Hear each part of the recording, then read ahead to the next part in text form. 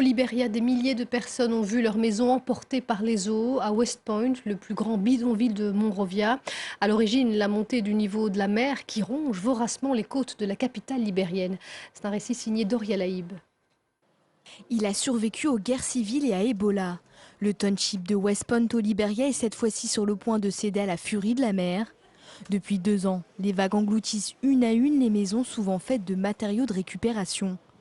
90 000 personnes vivent dans une extrême pauvreté dans ce quartier, luttant chaque jour contre cette montée des eaux.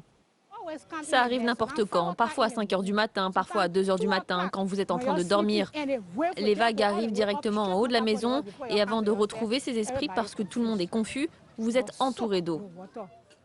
Depuis novembre 2014, près de 4000 habitants ont été privés de leur domicile. Face à la catastrophe, le gouvernement a décidé de reloger provisoirement et à la hâte les sinistrés dans ces maisons en tôle, loin des côtes.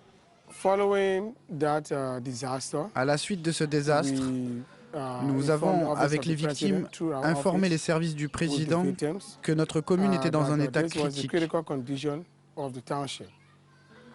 Les gens dormaient à l'extérieur, dans le marché et dans les écoles. D'après les associations de victimes, 1,5 million de dollars seraient nécessaires pour la construction de logements permanents. Une somme énorme pour le maigre budget du Liberia.